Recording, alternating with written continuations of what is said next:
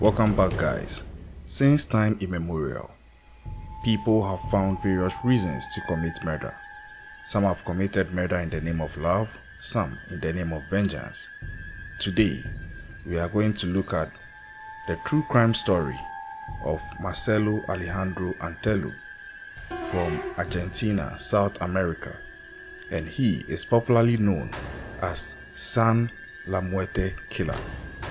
He killed 4 people and is linked to other murders that couldn't be pinned on him, and he's alleged to claim to have done this in the name of San La Muerte, a folk saint and personification of death in South American religious beliefs.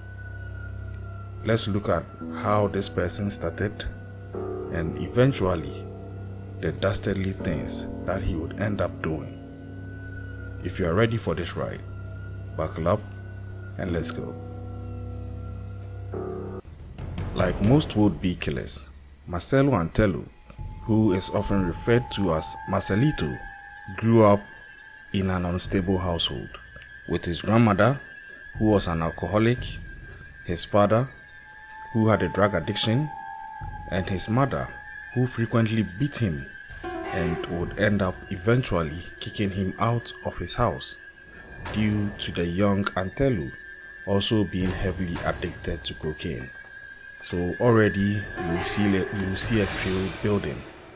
This is not to say everybody from an unstable household ends up like this, but there has been a history, or there is research to corroborate the fact that usually upbringing and the type of household people grow up in sort of shapes or nurtures something within them. That's the nature bit of psychology or human upbringing, which to an extent can contribute to triggering certain people in negative directions, one of which might end up becoming a serial killer or something in that direction. In this case of Marcelo Antelo, this was a contributing factor, as we would eventually see how it unfolded in his life. Abandoned by his parents, Marcelo went to live with his uncle, whom Marcelo loved so much, but unfortunately for Marcelo, his uncle also died not long after he went to live with him. He died through an assault, and this left Marcelo alone and helpless at a very tender age. So he had to resort to gangs. Between the ages of 17 and 19, he entered several rehabilitation centers for his cocaine addiction, but unfortunately, all of them proved unsuccessful in helping him come out of this addiction.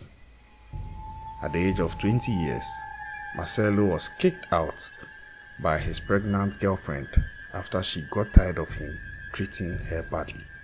So you see the trend going. Now isolated and homeless, Marcelo's drug addiction became worse, and he roamed the Rivadavia social housing complex in Flores neighborhood. He eventually ended up joining a church called the God in Force Church, where he engaged in prayers and alleged cultish activities in an attempt to end his drug addiction habits. But unfortunately, even this was also unsuccessful. Eventually, Marcelo would become frequently caught up in issues involving drugs and drug dealers. He frequently fought with drug dealers, and in that regard, he would eventually end up losing one of his kidneys due to a drug shootout. Fast forward, these are the crimes that Marcelo was prosecuted or at least convicted for, and it's quite a tough rap sheet. On February 21st, 2010, Marcelo made his attack, shooting Jorge Diaz in the legs during an attempted robbery. Fortunately, Diaz survived, but Marcelo was still convicted of robbery and attempted murder, and he was released only after serving a short sentence. In his subsequent attacks, he decided that, unlike attacking during the day, he was rather going to change his style or his modus operandi and attack in the night, because in the night there will be low visibility and the probability of he being seen committing the crime was less. This took him down another crime spree. He attacked a 27-year-old philosophy student called Rodrigo Escora, who had also studied law and once held a job in a court. Now, Escara was a drug addict also, and he lived with his father in Palermo. But unlike Marcelo, Escara was aspiring to turn his life around after a long trip through Mexico, and Escara had begun therapy to treat his addiction 2 months before his murder. But unfortunately for Escara, on the 11th of April 2010, around 2 a.m., he came across a group called the Kindergarten Boys in an alleyway. And this Kindergarten Boys was a gang of underage youth led by none other than Marcelo. Now, these Kindergarten Boys wanted to rob Escara of his possessions, and Escara, he yielded. He actually complied with their robbery instructions. But despite giving in to their demands, Escara was shot in the chest by Marcelo, and Escara died on the spot. Escara's bike and cell phone were then stolen by the perpetrators, whom, unknown to them, were seen by several witnesses, to the point that even one of the witnesses recorded them. It didn't end there. Now, on June 24th, Marcelo decided to attack another person, Dario Romero, who was a man he used to live with. While cruising through the neighborhood, Marcelo came across Romero, and at the time Romero was planning to play football in a nearby field. Marcelo is alleged to have shouted out Romero's name and immediately shot him in the hand with a shotgun. Romero would survive, and Marcelo, as required by law, was rightfully arrested and convicted of causing serious injuries. But again, he was released after some time, and the trail continued.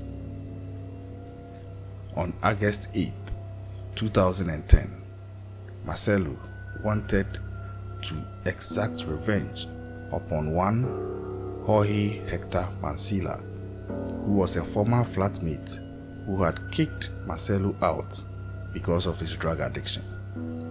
Apparently, Marcelo held a grudge against this guy and decided that this was the day he was going to pay him back. So, on this fateful day, Marcelo went to Hector's apartment. He rang the doorbell, and immediately Hector answered the door. He was swiftly killed by Marcelo. Only a few hours later, Marcelo again shot a mechanic called Mario Jorge Quero after he attempted to collect a debt for a failed arrangement concerning a friend's car. Fortunately, Mario managed to escape, however, and Marcelo also decided to abandon the idea of finishing him off. So if you look at the trail, you would see that in crime, Marcelo was evolving. He was evolving from the helpless little boy to become the object of bullying, vengeance, crime, and all that comes with it. And it didn't end there. A few days later, on the 15th of August 2010, Marcelo came across two friends, Pablo Zanuik and Marcelo Cabrera. Marcelo, using his guns, shot Zanuik in the face before killing Cabrera, shooting him a total of 9 times in the body. This was just somebody who had become unhinged and you would also notice that his drug history was also contributing to this, because at this time the drug had just taken over his entire personality. He had succumbed to his addiction and he was just leaving a bloody trail behind him. There were other suspected victims who unfortunately could not be linked enough to Marcelo for a prosecution. Initially, Marcelo was to be prosecuted for a faith murder, aside the four he was already confirmed to have committed. And the faith murder was that of a man named Santos Valeroso Vargas. But unfortunately, or let me say fortunately for Marcelo, he couldn't be convicted in this case. But additionally, he was also suspected of, but unfortunately never charged with, the killings of Hobo Pablo Vela and an unidentified young man simply known as El Diablo, who were both shot and their bodies subsequently burned. It is possible that Marcelo might have committed other killings around the area as well, which never came up strongly, or there wasn't much evidence to tie him to. Eventually, all these culminated into Marcelo being arrested again, and this time a trial being set that was to determine his fate after his last worst crime. Now, near the end of the month, Marcelo was captured by police and thrown in prison, and you would notice that for most of his past crimes he's arrested, prosecuted, and then jailed, but after some few months he's released. This time around, his trial started on 6th of August 2012, and although only the victims' families were present, some relatives outside had gathered a crowd and they were encouraging a conviction and raining insults on Marcelo, even handing out flyers calling him a murderer. So this shows the outside pressure that was being put on the court to make sure that this guy will go away. So you can tell that he was a terror to his neighborhood and they wanted him gone for their own sakes, and also as a way of getting justice for his victims. But meanwhile, Marcelo himself denied any responsibility in the killings and even went further to accuse the police that they planted a 9mm pistol in his house in order to help them have a scapegoat for their unsolved crimes that they were investigating. He also denied believing in a pagan saint. However, this didn't convince the jury, because there was plenty of evidence contradicting Marcelo's claims, to the extent that some of these evidence included ballistic expertise and witness testimonies. So in law, one would say that the evidence was overwhelming. And finally, the judge, Juan Federico Salva, sentenced Marcelo to life imprisonment. And as was expected, this sentencing didn't trigger any sympathy or empathetic or emotional reaction from the people around. And surprisingly, Marcelo also didn't react emotionally at all. So you would see that it's likely he had made his peace, because he could see some of these things coming due to the path that he was on. I don't know, I'm not the expert, but sometimes people would argue he was a product of his environment, but then some would also beg to differ, because in that same environment there were people there who were not like him. But it goes also back to an extent to how this person came up. And I think it's important that we look at that in our various homes. From the studios of True Crimes Cafe, we wish all the victims and their families peace and the strength to move on. And as always, we would leave Marcelo, the serial killer, in the hands of the justice system. But hey, if you are out there, stay safe and keep an eye out. kindly subscribe to this channel to help us. Take care.